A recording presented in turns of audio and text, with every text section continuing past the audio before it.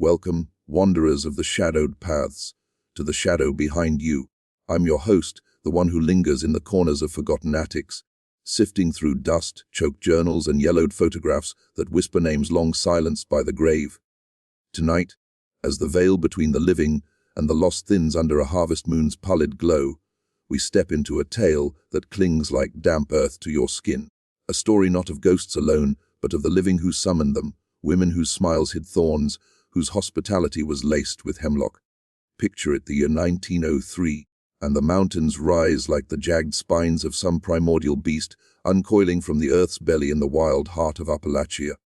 Here, where the air tastes of pine sap and regret, the hollow winds twist through hollows so deep that sunlight fears to tread.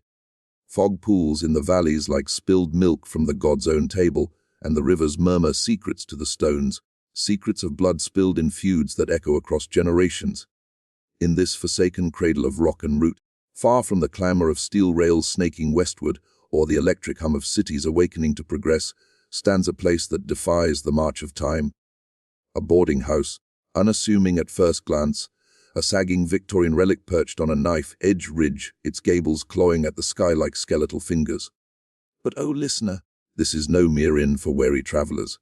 This is the Sisters' Boarding House, and in 1903 it became the Sisters' Boarding House of Death. Close your eyes if you dare, and let the chill seep in.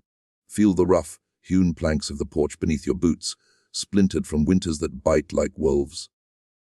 Hear the wind chimes, made not of lass, but of bleached bones strung on rusted wire, tinkling a dirge that mimics the laughter of children long vanished. The air is thick with the scent of wood smoke and something sweeter, cloying wild honeysuckle, twisted with the metallic tang of blood long dried. Up the gravel drive, flanked by black-eyed Susans that stare like accusatory witnesses, the front door looms. It's painted a faded crimson, the color of fresh wounds, and the brass knocker shaped like a raven's beak gleams with an unnatural polish, as if oiled by tears. Knock once, and the echo dies too quickly, swallowed by the house itself. Knock twice, and you might hear it, a soft shuffle from within, like slippered feet gliding over floorboards that groan in protest. The door creaks open, not on hinges but on the weight of expectation, revealing two figures framed in the dim lamplight. The sisters, eldest and younger, bound by blood and something far darker. Eliza the elder, tall and unyielding as an oak struck by lightning, her hair a crown of iron, grey coils pinned with a brooch of raven's feather. Her eyes, sharp as flint, appraise you not with warmth, but with the cold calculation of a butcher eyeing livestock.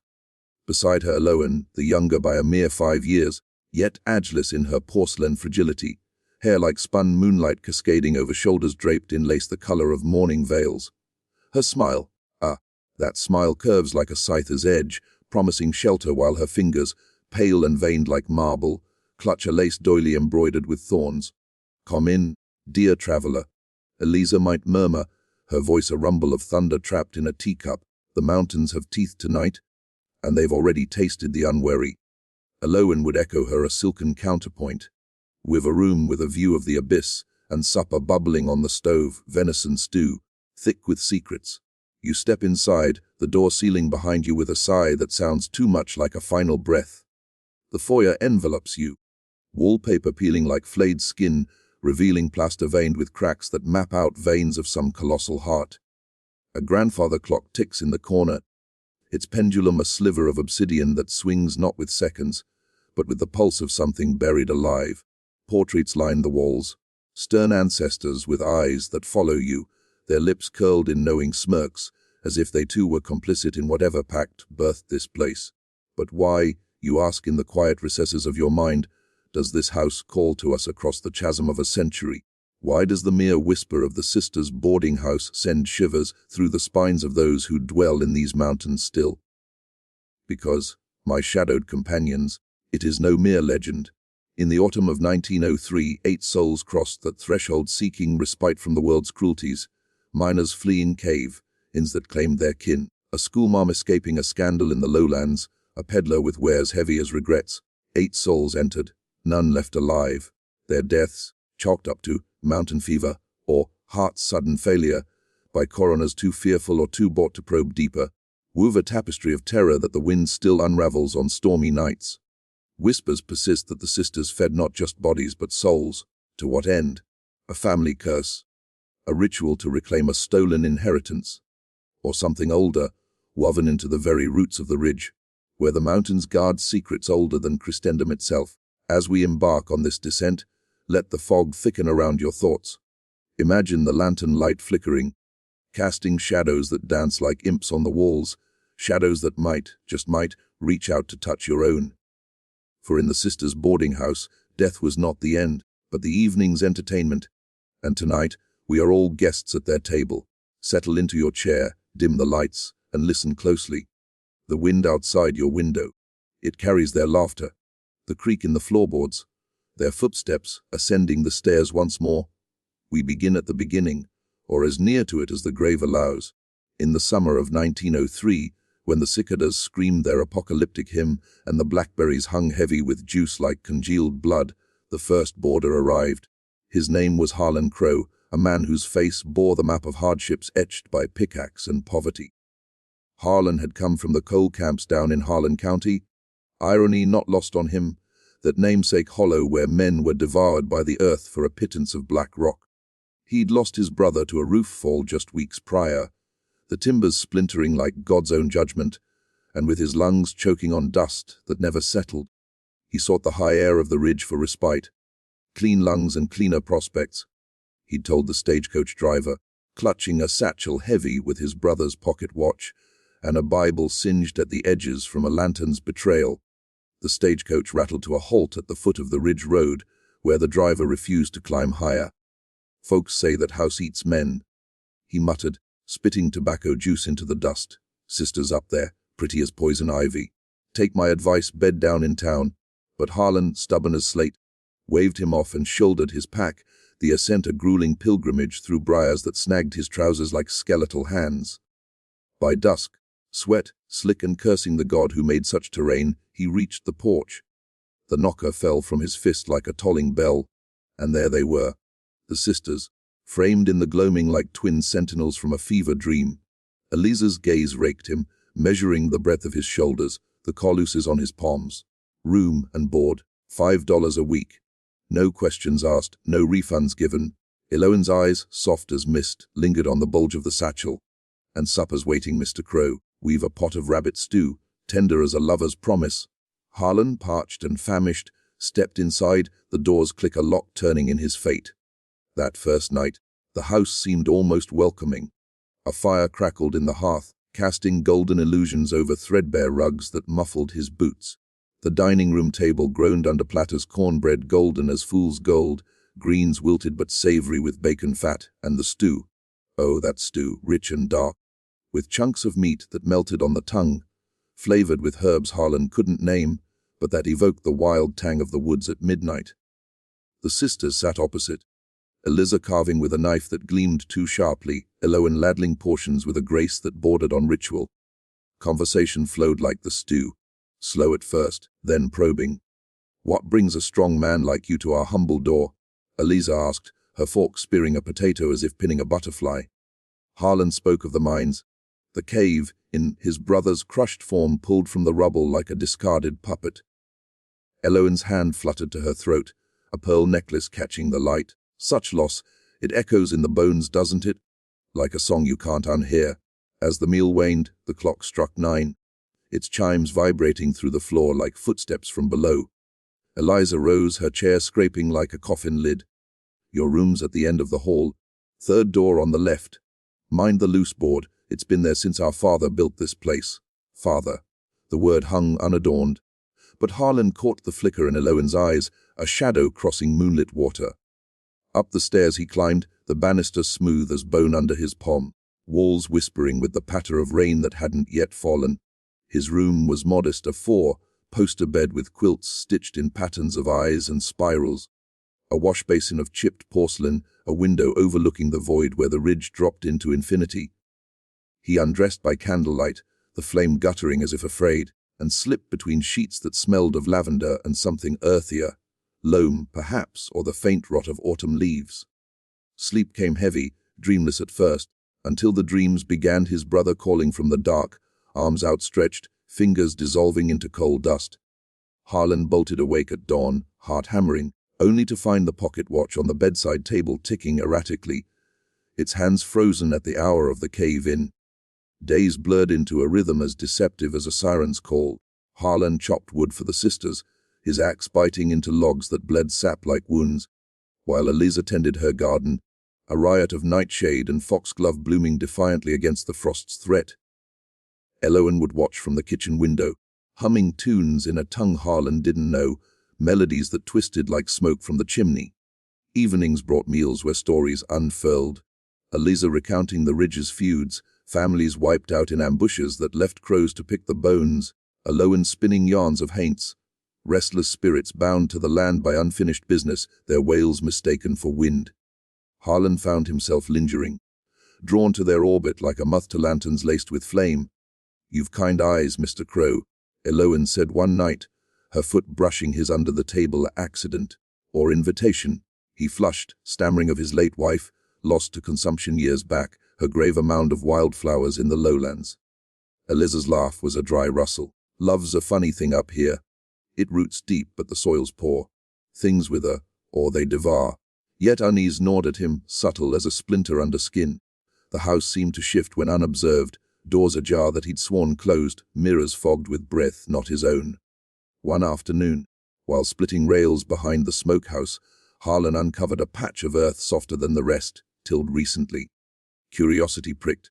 He dug with a spade borrowed from Eliza's shed, unearthing not potatoes, but a circle of stones etched with symbols, runes perhaps, or the marks of old Scots, Irish settlers who fled persecution only to find it in the wilds. At the center lay a small bundle cloth wrapped around brittle bones, tiny as a bird's, tied with hair the color of Elowen's. He retched, reburying it hastily, but the image burned innocence sacrificed to the Ridge's hunger. That night, sleep evaded him. He lay listening to the house breathe, the timbers expanding with sighs, the wind chimes tolling a frantic rhythm. Then footsteps, soft, padding down the hall, pausing at his door. A shadow under the crack elongated, clawed. Harlan's hand fumbled for the watch, its tick now synchronized with his pulse, racing toward midnight. The first death came on the 7th night. Harlan awoke to screams, not his but from below, guttural and animal. He stumbled into the hall, lantern in hand, the flame a pitiful ward against the dark. Down the stairs, into the kitchen where Eliza knelt by the hearth, cradling nothing. No, wait, the air shimmered, a heat haze in the chill, and Elowen stood frozen, eyes wide as saucers, a shattered teacup at her feet. "The cat," Eliza gasped. Twitch got out, ran into the night. Something took it. But Harlan saw the blood on the floorboards, dark and sticky, and the way Elowen licked her lips, subtle as sin. The next morning, they found Twitch, or what remained, in the garden, eviscerated, entrails arranged in a spiral that mirrored the quilt's patterns. "Mountain cats," Eliza explained, her voice steady as she shoveled dirt over the mess. "Savage things." But Harlan's dreams that night were of his brother, not crushed, but flayed, his ribs a cage for something writhing within. And so the hook sinks deeper, listener. Harlan Crow was but the first thread in a web spun from sisterly devotion and ancestral venom. As autumn's chill painted the leaves in shades of bruise and decay, more souls would arrive, drawn by whispers or desperation, each adding their color to the house's palette of doom.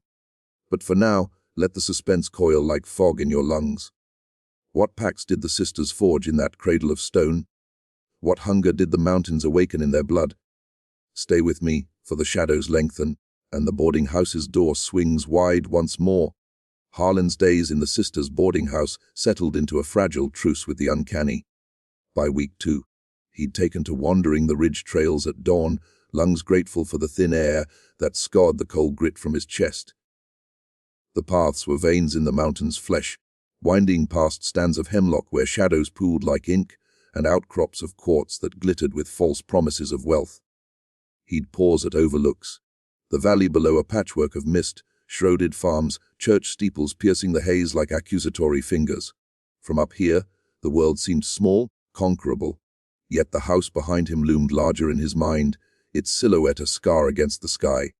Back at the boarding house, the sisters' routines unfolded with mechanical grace. Eliza rose with the roosters, her silhouette in the kitchen a study in efficiency. Chopping onions that brought tears to eyes not her own, kneading dough that rose unnaturally fast, as if leavened by secrets. She'd hum psalms under her breath, verses mangled by time. Yeah, though I walk through the valley of the shadow, but twisted to valley of the sister. Eloin, lazier in her motions, would emerge later, trailing the scent of attar of roses and something sharper, wormwood, perhaps, or the bite of arsenic in crystal vials hidden in her vanity. She'd set the table with linen starched to crackle, silverware polished to a mirror's edge, reflecting fragments of the diner's face back at them, distorted and accusatory. Harlan's second week brought the second boarder, Miss Lydia Hawthorne, the schoolmarm from the lowlands. She arrived on foot, her valise clutched like a shield, skirts muddied from the climb.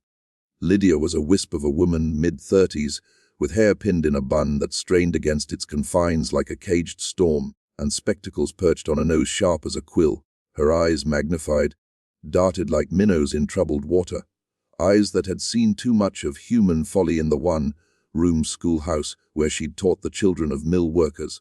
A scandal, she confessed to Harlan later, over coffee black as sin in the morning parlor. A father's rage over his daughter's truancy. Accusations flew, immoral influences, they said. I had to flee before the sheriff came calling. Her voice trembled, but there was steel beneath, forged in nights grading papers by lamplight while the world outside bayed for her blood. The sisters welcomed her with the same scripted warmth. Eliza appraised her valise's weight, noting the bulge of books within, Dickens and Bront, spines cracked from loving use.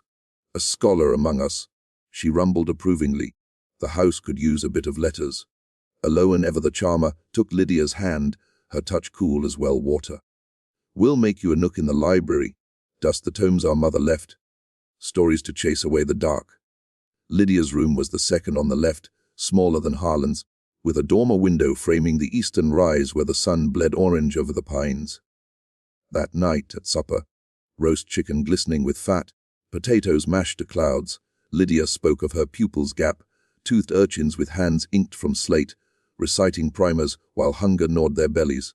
Education's the ladder out, she said, fork poised like a pointer, but some rungs are rotted through.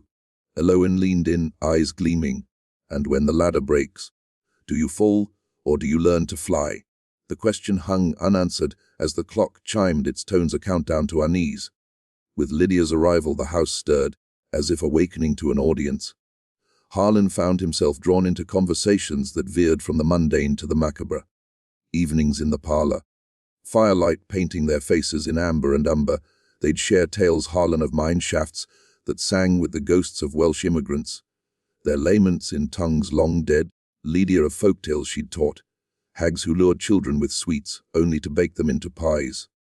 The sisters listened, Eliza nodding like a judge, Eloin interjecting with embellishments that chilled the marrow. Our gran told of the bean nye, she'd say, voice a caress, the washerwoman at the ford, scrubbing the shrouds of the soon-to-die. Hear her keening by the stream and your threads cut. Harlan scoffed at first, but one twilight, as he fetched water from the spring, he swore he heard it. A low wail like linen twisted in ghostly hands, rising from the brook's murmur. Yet harmony frayed at the edges. Lydia, ever the observer, noted oddities, the sisters' whispers late at night, voices overlapping in a cadence that mimicked incantation. The pantry stocked with jars of preserves, labeled in a script like chicken scratches, roots twisted into knots, berries black as bruises. One afternoon, while Eliza was afield gathering simples for her tinctures, Lydia explored the herbarium, a lean to shed behind the house, shelves sagging under bundles of dried mandrake and belladonna, their scents a symphony of sleep and seizure. In a locked cabinet, glimpsed through a warped pane, she spied vials of clear liquid, stoppered with wax imprinted with that same runic circle Harlan had unearthed. Curiosity, that serpent in the garden, uncoiled. She jimmied the lock with a hairpin, heart thudding like a thief's. Inside not poisons but elixirs, amber fluids swirling with flecks of gold, labeled essence of longing and tether of blood. One vial slipped, shattering on the dirt floor, releasing a vapor that stung her eyes and filled her nostrils with the copper reek of fresh, spilled life. Coughing, she fled, but not before pocketing a small phial unmarked, its contents viscous as honeyed tears. That night, Harlan and Lydia conspired in hushed tones on the porch, the rockers creaking in counterpoint to their fears. There's something rotten here, Lydia whispered, glancing at the windows where silhouettes flitted like moths. Harlan nodded, the pocket watch heavy in his vest. And it's spreading. Dreams, they're bleeding into day, he confessed. The bone bundle, the shadow at his door, she, the elixirs, the washerwoman's cry. United in suspicion, they vowed vigilance. Notes passed under plates, signals in knocks on walls. But the house, that sentient beast, seemed to sense their pact. The next morning, Harlan's axe went missing, found days later embedded in a stump miles down trail, blade notched as if tested on bone. Lydia's books appeared rearranged, pages dog-eared at passages of witches and blood oaths. And Eloan's smiles grew sharper, her touches lingering. A brush of fingers that left skin tingling with phantom itches. By month's end, the third boarder darkened the door. Tobias Blackwood, a peddler whose wagon had mired in the mudslide, ravaged road below. Tobias was a bear of a man, bearded and broad, his pack a veritable bazaar. Ribbons for the vain, tonics for the ailing, knives sharp enough to shave regrets. Travel light, live long, was his motto, but his eyes, shadowed by a perpetual squint, betrayed losses. A wife to the cholera in '98, a son to the seas embraced during a whiling folly. He bargained his way in, trading a bolt of calico for a week's keep. His laugh booming through the halls like thunder in a barrel. The sisters took to him immediately. Eliza bartering for his tales of distant ports. Eloan cooing over trinkets that caught her fancy, a locket of mother, of pearl, a vial of scent from New Orleans Bayous. Supper that night was a feast. Venison haunch glazed in molasses, cornbread studded with hickory nuts, pies bursting with blackberry innards. Tobias regaled them with yarns of mermaids who sang sailors to stony graves, his voice a gravelly ballad that masked the tremor beneath. With 3 souls under its eaves, the boarding house pulsed with life and death's prelude.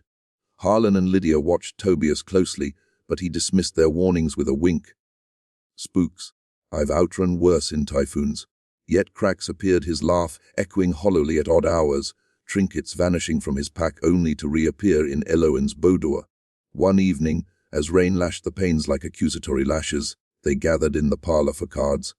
Faro, with stakes of stories rather than coin. Eliza dealt with hands steady as fate, her face impassive as she folded on bluffs. Eloan, perched like a dove, peeked at corners, her giggles bubbling like poisoned springs. Harlan won the first hand, claiming a tale of the mines. Knockers. Impish spirits who tapped warnings before disasters. Lydia countered with a Bront excerpt. Windswept moors mirroring the ridge's wrath. Tobias spun of the Flying Dutchman, cursed to sail eternal, his crew's faces rotting like forgotten fruit. But when Eloan won, her prize was intimate. Tell us of your son, Mr. Blackwood, the one the waves claimed. The room stilled, the fire popping like bones in the grate. Tobias's face crumpled. Words tumbling, the boys' laughter on the deck, the rogue wave that snatched him mid-song. The locket, that locket, clutched in tiny fists, now empty. Eloan fastened it around her neck, the pearl glowing against her throat. A tether, she murmured, to keep him close. That night, Harlan dreamed again, not his brother, but all 3, Harlan's kin crushed, Lydia's pupils shrieking in a burning schoolhouse, Tobias's boy bobbing in ink-black waves. They reached for him, mouths gaping in silent pleas, and behind them, the sisters stood, hands joined, skirts billowing like wings of night.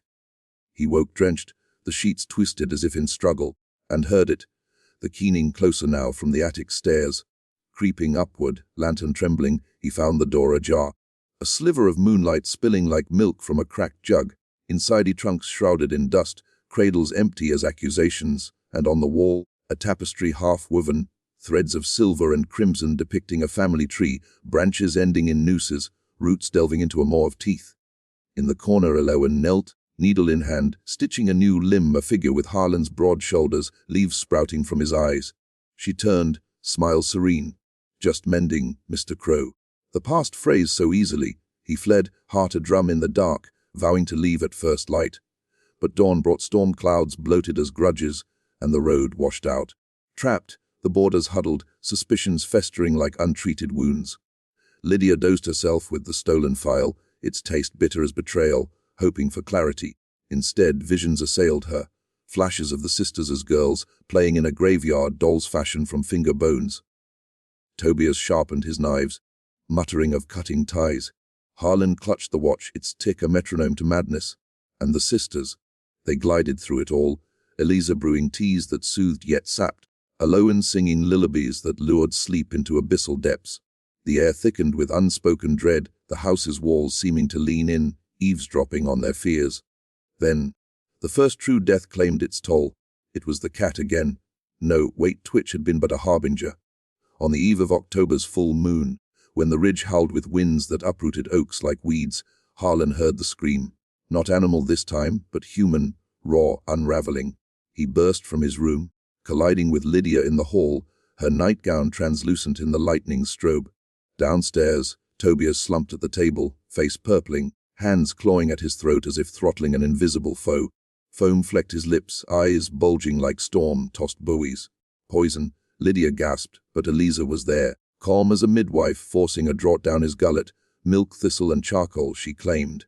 Too late, Tobias convulsed, limbs flailing, knocking the locket from Eloan's neck. It skittered across the floor, popping open to reveal not a portrait, but a lock of hair.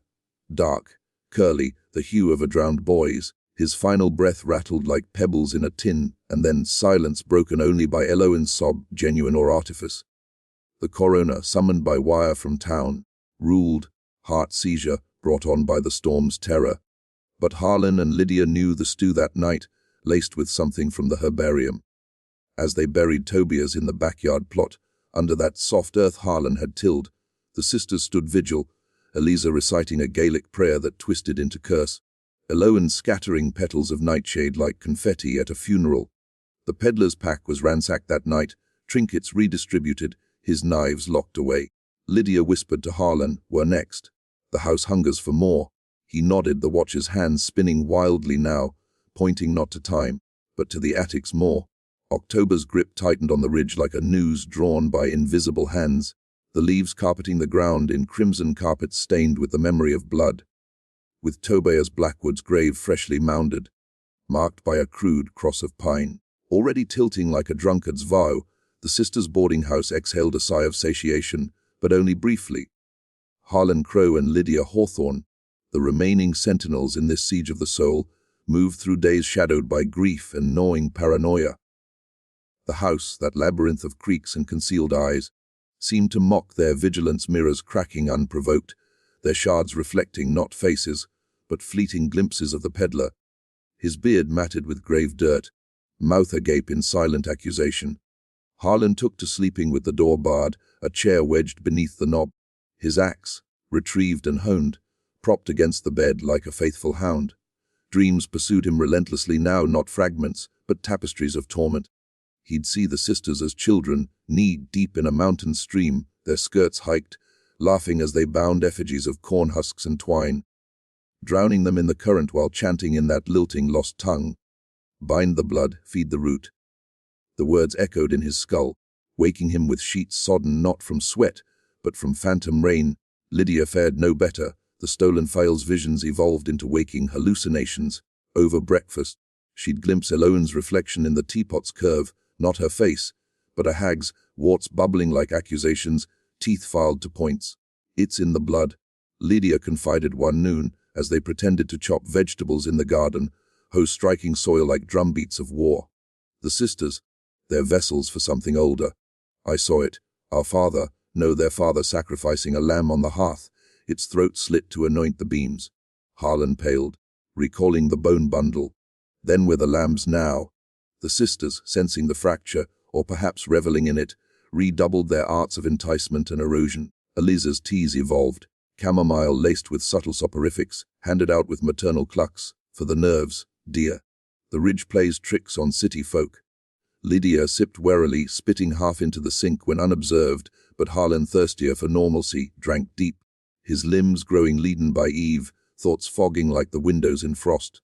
Eloan, the subtler blade, wove her web with whispers and touches. She'd corner Harlan in the woodshed, her breath warm against his ear as she, "Stack logs. You carry such burdens, Mr. Crowe. Let me lighten them.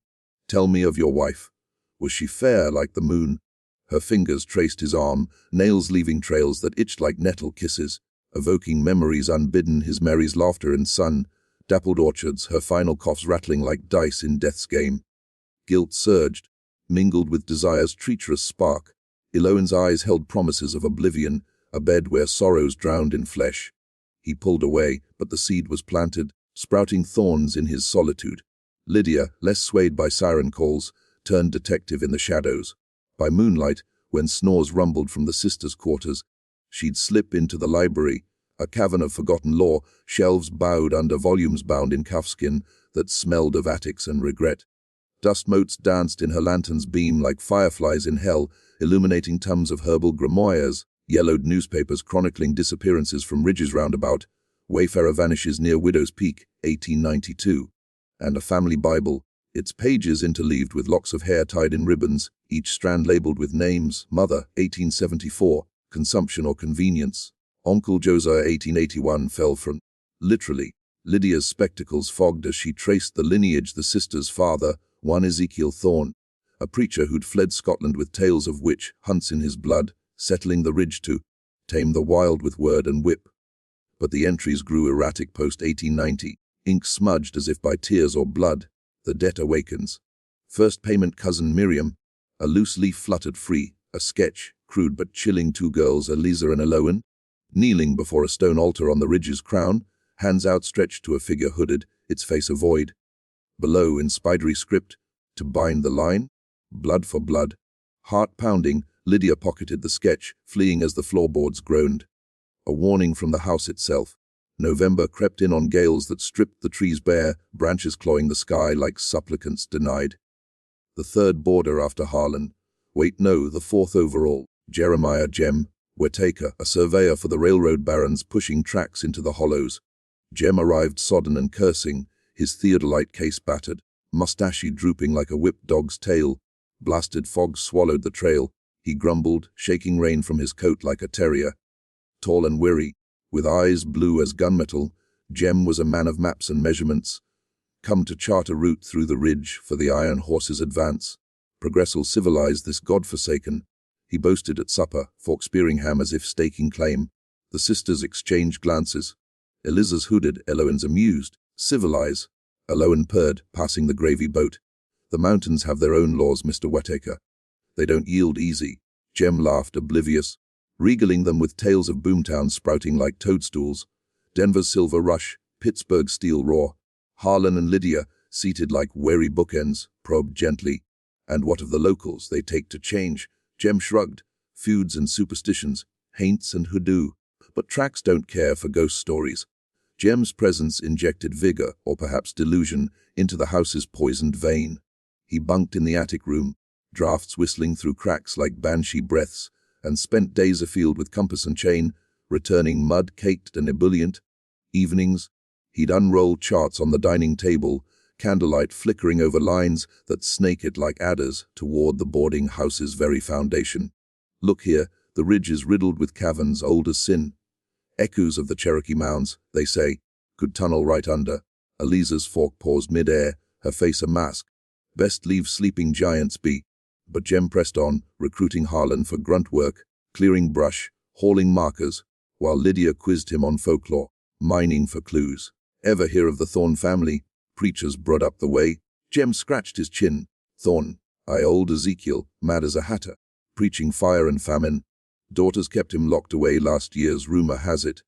Died raving of the debt, some Highland curse he brought over. Lydia's blood chilled. Harlan, overhearing, felt the watch burn against his chest. The haunting escalated, no longer subtle skirmishes but assaults on sanity. One night, as hail pelted the roof like divine wrath, Jem's screams shattered the hush. They found him in the attic, thrashing amid toppled crates, eyes wild. "The maps, they're alive!" he gasped, thrusting a chart at them. In the lamplight the lines wreathed, not ink, but shadows cast by nothing. No, wait. The paper bore burns, as if branded from within, symbols blooming like inkblots of Rorschach damnation, spirals coiling into eyes weeping thorns. "I saw them in the cave today," Jem babbled, figures in the walls, women singing in Gaelic, beckoning. Eloan soothed him with a draught, her lullaby weaving through his delirium. "Hush now, the debt's not yours to pay." By morning, Jem was lucid, dismissing it as mountain madness. But his hands trembled, and the theodolite's needle spun erratically, pointing not north, but down, toward the house's cellar. Conflicts brewed, a cauldron bubbling toward overflow. Harlan and Lydia confronted Jem in the barn, hayloft shadows cloaking their counsel.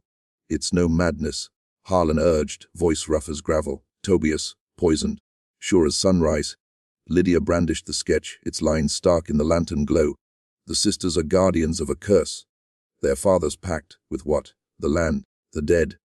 Jem scoffed at first, but doubt crept in as anomalies mounted. His boots laced themselves overnight, knots shaped like nooses. Whispers in the wind mimicked his dead mother's voice, chiding his wanderlust. United now, the trio plotted escape, stockpiling provisions in the smokehouse, scouting a deer trail that bypassed the washed-out road. At new moon, Lydia decreed, when the house sleeps deepest. But the sisters anticipated, or perhaps orchestrated. Eliza's garden yielded bountifully that week, squash swollen as tumors, beans strung like rosaries, meals heavy with drowsiness. Eloan gifted trinkets, a scarf for Lydia, embroidered with eyes that seemed to blink, a pipe for Jem, carved from bone, its smoke curling into faces. Harlan resisted, but temptation gnawed. Eloan's midnight visits, her form silhouetted in his doorway, promising solace in surrender. The deeper mysteries unfurled in layers, like an onion skin to expose the void at core. One fog-shrouded morn, while the sisters hiked to the spring eternal, a pool fed by underground veins, said to grant visions. Harlan, Lydia, and Jem delved the cellar, accessed by a trapdoor in the pantry, disguised under a rug woven with ravens. The space yawned like a throat, earthen walls slick with moisture, shelves of jars glowing faintly, pickles, no fluids viscous and pearlescent, labeled with dates and initials, TB25 potent. Heart hammering, Jem pried one open, releasing a scent of salt and sorrow inside, not brine, but a curl of hair, Tobias's, woven with silver thread. Lydia retched, but pressed on, finding a altar of salt sea, flat stone etched with runes, stained dark at center, surrounded by candles guttered to stubs, wax pooled like congealed tears. In a niche is a ledger, bound in hide that felt too supple, entries chronicled, payments 1895, Auntie Prue, Heartsease Swift, 1900, Neighbor Hale, fell ill, generous, H.C. Lungs clear, gift to the line. Harlan's hands shook, the watch, dropped in shock, chimed once, midnight in noonlight. Panic propelled them upward, but the trapdoor slammed shut, dust sifting like grave soil. Scrabbling, they burst into daylight, faces ashen. "We leave tonight," Jem growled, compass in fist. But evening brought the fifth boarder, a harbinger of doom, widow Agnes Croft, fleeing a husband's fresh, dug plot in the valley, her widow's weeds black as the void. Frail and fluttering, Agnes clutched a rosary of jet beads, eyes milky with grief. He went quick, apoplexy, they said. But his last words, "The shadow follows." The sisters enveloped her, Eliza with practical sympathies, Eloan with tears that seemed to spring from wells of empathy. Supper was solemn. Funeral meats, bread baked in the shape of crosses. Agnes's tales of her husband's fits, visions of sisters in dreams, beckoning him to the ridge, chilled the air. Harlan met Lydia's gaze across the table, another thread in the web. The climax brewed that All Hallows' Eve, when the veil thinned to gossamer and Haints walked free. The boarder's plan, slip away under cover of a harvest dance. The sisters hosted, fiddles wailing from the parlor, unraveled in threads of terror. As masks of cornstalk and gourd leered from walls, and punch spiked with cider, burned throats, the house rebelled. Candles flared blue, casting shadows that detached, slithering like ebon serpents. Jem's map ignited spontaneously, flames whispering names.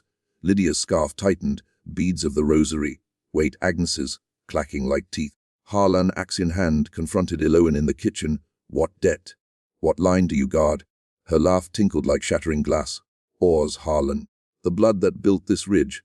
Thorn blood, cursed by highland witches for Ezekiel's sins. He bargained for land eternal, paid with firstborns. Collect the toll." Eliza entered, knife in hand, not carving but ceremonial, its blade etched with runes. "You were chosen, strong stock, pure regrets. Your essences renew us." Chaos erupted. Jem lunged, theodolite cracking against Eliza's arm, eliciting a howl that shook rafters. Lydia hurled the ledger into the fire, pages curling like screams. Agnes, catatonic, began to pray, rosary snapping, beads rolling like eyes. Harlan swung the axe, but shadows coiled his ankles, tripping him into Eloan's grasp, her kiss venomous, lips tasting of ash and longing. Visions assailed his wife-brother, all feeding the root. Breaking free, he fled upstairs, the boarders scattering, Jem to the attic, Lydia to the cellar's altar. Agnes collapsing in prayer. Thunder cracked, lightning illuminating the tapestry. Now complete, figures writhing in silken agony. Dawn found the house in ruins, but not the sisters. Jem, throat slit by his own knife. Suicide, the coroner would say. Lydia, collapsed by the stone, overdose on tonics. Agnes, heart stilled in fright. Harlan alone survived the night, axe bloodied, watch shattered. He stumbled down the ridge, the boarding house receding like a bad dream. But listener, did he truly escape? Reports from 1904 speak of a man resembling Crow, haunting the trails, muttering of sisters and debts. The house stands still, windows dark, door ajar, waiting for the next toll. And now, as the embers of our tale gutter low, let us step back from the porch's edge, peer through the fog of fiction into the mists of what was. For the sisters' boarding house is no mere phantasm spun from idle ether. It roots deep in the soil of Appalachia's shadowed annals, where history and haunt intertwine like briars in a forgotten grave. We tread carefully here, listener, for the line between fact and folklore blurs under these mountains' weight. Legends born of isolation, where newspapers arrived weeks late and coroners turned blind eyes to acts of God in 1903, as Teddy Roosevelt thundered against trusts in Washington, and the Wright brothers flirted with flight in Kitty Hawk's sands. The ridge remained a world apart, a realm of feuds and faith healings where progress crept on mule, back and superstition ruled with iron fist. Consider the boarding house itself, an archetype etched into the cultural bedrock of early 20th century Appalachia. From the 1880s onward, as railroads gnawed into the wilderness and timber barrens cut the slopes, transient workers flooded the hollows, loggers with axes scarred as their souls, miners chasing black gold's gleam, surveyors mapping doom for the displaced. Boarding houses sprang up like mushrooms after rain, ramshackle affairs run often by women widowed by the industry's maw, offering beds for $1 a night and meals of soberly and beans. But in the high ridges, where towns were but clusters of shanties around a general store, these inns became something more, sanctuaries and snares where travelers shared bunks and burdens, tales of cave-ins mingling with yarns of the old hag who rode chests at night. Historical ledgers from the Tennessee Valley Authority's archives, gleaned in the 1930s when dames drowned dozens of such hollows, list over 50 female proprietor establishments in eastern Tennessee and western North Carolina alone between 1890 and 1910. Many thrived on the edge of solvency, their ledgers padded by miscellaneous services, herbal remedies for the pox, midwifery under moonlight, or quieter arts, poisonings veiled as the flux. The Thorn sisters in our weaving echo real figures shrouded in scandal's veil. Take the Bell Witch of Adams, Tennessee, not sisters, but a poltergeist tied to a family's curse, manifesting in 1817 and tormenting the Bells with slaps unseen and prophecies grim. Yet closer to our ridge, the 1902 case of the Hargrove sisters in Cock County, Tennessee, as chronicled in the Knoxville Sentinel's yellowed pages. Eliza and Eunice Hargrove, spinsters in their 40s, ran a rest house for consumptives seeking mountain air's cure. Over 2 years, 7 guests perished, officially of lung fever, but whispers swirled of arsenic in the well water, siphoned from the sisters' remedies to inherit Borders' meager estates. Autopsies, botched by a coroner kin to the Hargroves, revealed naught but natural decline. The sisters vanished in 1904, their house burned by vigilantes under a blood moon, ashes sifted for bones that never surfaced. Fact mirrors fiction. The Hargroves, like our Elizas and Elowens, were daughters of a Scots, Irish preacher, Ezekiel Hargrove, who fled the old world's clearances, bringing tomes of Highland lore, grimoires disguised as Bibles, detailing blood pacts with the Seth, the fairykin who demanded firstborns for fertile fields. Delve deeper into the cultural loam, and the boarding house's horrors bloom from folklore's fertile bed. Appalachian ballads, sung fiddle, accompanied around hearths, pulse with themes of treacherous hospitality. The Two Sisters, a child ballad variant where sibling rivalry ends in drowning and harp, strings of bone. Or The Wife of Usher's Well, where drowned sons return as haints, their cloaks dripping grave mud to a mother's fatal embrace. These tales, carried by Ulster Scots in the 1700s, fused with Cherokee legends of the Unwi Sunstee, little people who lured the unwary with lights in the woods, feasting on their vitality. In 1903, as our story unfolds, such lore was alive, not archival. The Asheville Citizen, Times reported in September, a haint hunt in Madison County, where a boarding housekeeper, one widow McTeer, was accused of milking spirits from guests via seances, 6 dying in ecstatic fits. No convictions, juries swayed by her claims of mountain medicine, tinctures of ginseng and mayapple that masked datura as delirium. Economically, the era's undercurrents fed the darkness. The Gilded Age's tale and saw Appalachia as America's underbellied. Coal kings like the Rockefellers stripping seams, while sharecroppers eked on eroded plots, feuds like the Hatfield-McCoy peaking in 1888 but echoing till 1910, leaving widows to fend alone. Women like the sisters wielded power in shadows. Herbalists revered and reviled, their gardens apothecaries of dual purpose.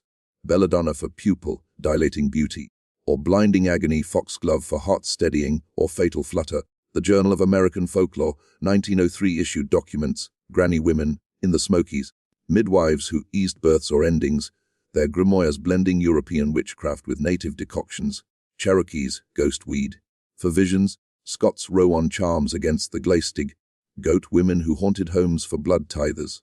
Our sisters, Dept, mirrors this the Highland clearances trauma, where lords evicted crofters for sheep, cursing the displaced with malact, spoken maledictions binding land to lineage. Ezekiel Thorne, in legend, bartered his soul at Emigrant Rock, a real Adirondack site, but transposed here, pledging hares to the each usage, water horse of the deeps, for ridge rights. Legends localize the Erie, the Boardinghouse of Black Oaks, in West Virginia's Monongahela, raised in 1905 after 9 deaths. Its proprietor sisters tried and acquitted for natural causes. Newspapers sensationalized. Sisters slay for silver strand, claiming hair harvested for wigs sold to city madams. Artifacts persist. The Smithsonian's folklore wing holds a thorn brooch, raven-feathered, donated anonymously in 1923, inscribed with runes translating to blood roots eternal. Culturally, these tales underscore isolation's occam, turning neighborly into nightmarish, where keeping house meant guarding graves. The 1903 Blue Ridge Gazette laments the vanishing folk, borders lost to ridge reclamation, a euphemism for unsolved vanishings, over 200 in Appalachia that decade, per fragmented census rolls. Yet authenticity unsettles most in the blend factors folklore's scaffold. Consider the 1903 typhoid outbreak in Knoxville, killing dozens, misattributed to bad air, veiling arsenic poisonings in kin slaughters, or the moon-eyed people myth, pre-Columbian albinos Cherokee lore, who built stone walls in the ridges, vanishing when sun rose, echoed in boarding houses, sunless rooms, for the sensitive, where death came quiet. Educational yet eerie, this context reveals not just history's bones, but its beating heart, still pulsing with the question. In a land where mountains swallow men whole, who tends the graves? The sisters, perhaps, linger in every fog shrouded in, their chimes tolling for the next toll. With the fog of history parting like a shroud rent asunder, we descend now into the abyss of meaning, the symbolic marrow of the sisters' boarding house, where tale transmutes to mirror, reflecting not just 1903's terrors, but the eternal shadows that stalk human nature. Here, in this intellectual necromancy, we dissect the narrative's veins, tracing how its chill seeps into universal fears, the fragility of trust, the devouring maw of inheritance, the feminine enigma weaponized against patriarchal blinders. Ominous, yes, for in analysis lies revelation, and revelation, in these mountains, often tastes of blood. At core throbs the theme of hospitality's betrayal, a motif as old as Homer's Cyclops devouring Odysseus's crew, yet sharpened in Appalachia's insular ethic. The boarding house, archetype of refuge, inverts to trap its open door a crocodile's yawn, supper a siren's feast. Harlan's axe, meant to cleave wood for hearth's warmth, swings in futile defense. Lydia's books, bastions of enlightenment, crumble to kindling for the fire of delusion. Symbolically, the house is the sisters, porous walls breathing guests' fears, attics hoarding ancestral sins like attics of the mind. Psychologically, this echoes Freud's uncanny, the familiar turned fremd, Homer's unheimlich horror. In 1903's Transient Tide, boarders embodied the era's rootlessness. Miners displaced by machines, surveyors heralding industrialization's blade. The sisters, toll, symbolizes resistance, not mere murder, but reclamation, blood, soil pacts defying capitalism's encroachment. Universal fear, the guest who overstays becomes predator, trust's ledger balanced in crimson. We fear not the stranger at the door, but the dawning realization, we are the meal. Layered deeper the female bloodline's curse, a feminist Gothic laced with venom. Eliza and Eloan, bound by sisterhood yet bifurcated, stern matriarch and ethereal seductress. embody the Madonna or schism patriarchy imposes, weaponized against it. Their debt roots in Ezekiel's pact, patrilineal sin-dooming daughters to collection, a metaphor for intergenerational trauma, where women's bodies become vessels for men's hubris. In folklore, the banshee keens for the dying male line. Here, sisters enacted, harvesting essences to renew the line. Psychologically, Junjin shadows the anima devouring the animus, Eloin's kisses sephoning Harlan's vitality, Eliza's knife severing Jem's ambitions. Culturally, it probes 1903's undercurrents, suffragettes agitating while widows navigated widowhood's penury, herbalists persecuted as witches in echoes of Salem. The tapestry upstairs, a Yggdrasil of doom family tree as noose tree, symbolizing how lineage ensnares thorn blood, cursed by clearance, perpetuates in poison, universal. The fear of inheritance not as gift, but chain. Children paying fathers' debts in flesh, women as eternal collectors. In our era, it resonates in DNA's revelations, ancestors' atrocities encoded, haunting descendants with epigenetic ghosts. Isolation amplifies the ominous. The ridge as limes, boundary where civilization frays, psyche unravels. Harlan's watch, frozen at trauma's hour, symbolizes time's collapse in solitude. The fog, Froude's navel of the unknown, where repressed returns. Thematically, it connects to cultural trauma, Appalachia's authoring, in national law, feuds as barbarism, haints as hysteria, masking economic rape. The boarding house becomes microcosm of the hollow self-devouring, where community curdles to coven. Chillingvan. It evokes Alevid, Strauss's raw and cooked, nature's wild and mountains, herbs alchemized to culture's poisons, elixirs, rituals, yet reverting to savagery. Human nature's dark facet. The Thanatos drive, death instinct, manifest in the sisters' preservation. Through destruction to endure, they must end others, echoing empires built on bones. Psychologically, the border's arcs illuminate complicity, Harlan's temptation, Lydia's curiosity. Each succumbs to the house's lure, mirroring Milgram's obedience or Zimbardo's prison roles. Jem's maps, tools of domination, unravel in flames, hubris of measurement against the unmeasurable. Universal fears coalesce, entrapment in the familiar, where escape's path loops back, the devouring feminine, not monster, but mirror to man's rapacity. Intellectually ominous, if the sisters symbolize repressed matriarchies rising, post-Victorian women claiming agency through atrocity. What of our world? Fenmantu's reckonings, climate debts paid in floods. Do we not all dwell in boarding houses of our making, doors ajar to shadows we birthed? The tale haunts not for its ghosts, but its truth in every hearth. A hunger waits, fed by the stories we tell ourselves to sleep. And so, as the ridge road vanishes into twilight's throat, we leave the sisters' boarding house, not with closure, but with the key turning eternally in its lock. 8 souls in 1903. Harlan vanished into legend's mist. Lydia. Her books burned in a vigilante's blaze. Jem, Agnes, all fertilizer for the garden's thorns. The sisters. Eliza found hanged in the attic come spring of 4. Suicide. The verdict, her brooch pinned to the rafter like a talisman. Eloin fled to the lowlands, whispers trailing her to New Orleans' voodoo quarters, where a mountain witch peddled elixirs till yellow fever claimed her in 1912. The house decayed, windows shattering like brittle bones, until a 1927 flood swept it into the gorge. Yet hikers swear, on moonless nights, lights flicker in the ruins, and a raven's knocker echoes unanswered. What lingers, listener, is the chill that defies the grave, that hospitality's hearth hides a pyre, that bloodlines bind not with love, but with ledgers of loss. The mountains guard their secret still, fog veiling the paths where borders once trod, wind carrying snatches of Gaelic dirge. Did the debt end with the sisters, or does it pulse in us, the inheritors of curses unspoken, guests at tables we can't leave? As you rise from your chair, glance over your shoulder. Is that a shadow on the wall, or the sister you never knew, beckoning with a smile sharp as hemlock? Sleep lightly tonight, for the boarding house's door swings wide in dreams. And remember, wanderer, the shadow behind you, it's family.